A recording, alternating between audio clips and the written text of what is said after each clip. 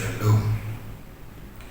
Kita memasuki saat teduh untuk menguatkan hati dan iman kita. Kita berdoa. Kasih karunia Tuhan Yesus Kristus dan damai sejahtera Allah menyertai-mu. Amin. Firman Tuhan untuk kita renungkan tertulis pada Ibrani pasal yang keempat ayat yang ke-13.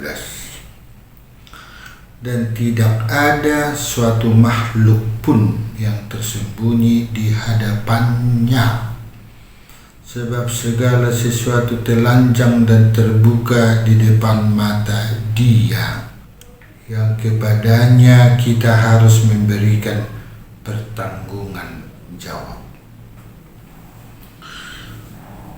Saudaraku, kita dimampukan untuk melihat rahasia yang terdalam dari ayat yang ke-13,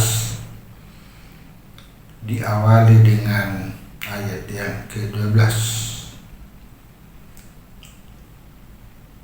Sebab firman Allah hidup dan kuat dan lebih tajam daripada pedang bermata dua manapun. Ia menusuk amat dalam sampai memisahkan jiwa dan roh, sendi-sendi dan sumsum. Ia sanggup membedakan pertimbangan dan pikiran hati kita. Ada kata pedang bermata dua. Firman Allah yang kita baca, yang kita dengar lewat Alkitab adalah penuh kuasa dan dapat menjadi firman yang menghakimi dengan memisahkan yang baik dan yang jahat. Firman Tuhan bagaikan pedang bermata dua yang penuh kuasa untuk memisahkan yang baik dan yang jahat. Kedua istilah itu, yang baik dan yang jahat, tersimpan di dalam hati. Pada zaman tulisan Ibrani ini, banyak orang meyakini bahwa jati diri, pikiran, dan kehendak seseorang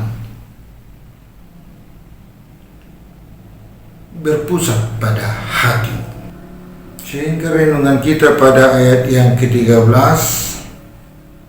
sudah dapat kita memahami bahwa yang baik, yang jahat berpusat pada hati.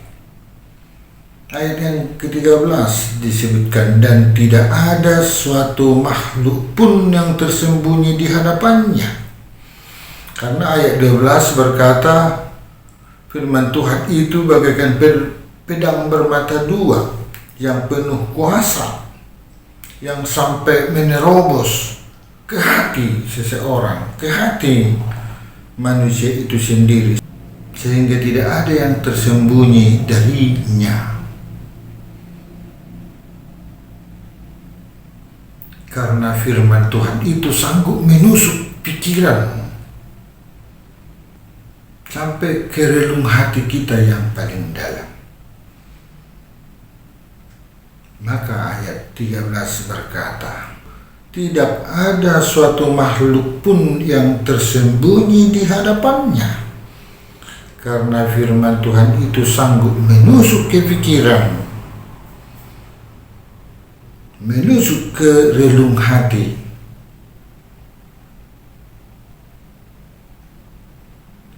yang kepadanya kita harus memberikan pertanggungan jawab. Amin. Terima kasih Tuhan, kami telah memahami bahwa firman-Mu menguasai pikiran dan hati kami, sehingga tidak ada yang tersembunyi bagimu tentang tentang apa yang ada dalam pikiran dan dalam hati kami. Amin.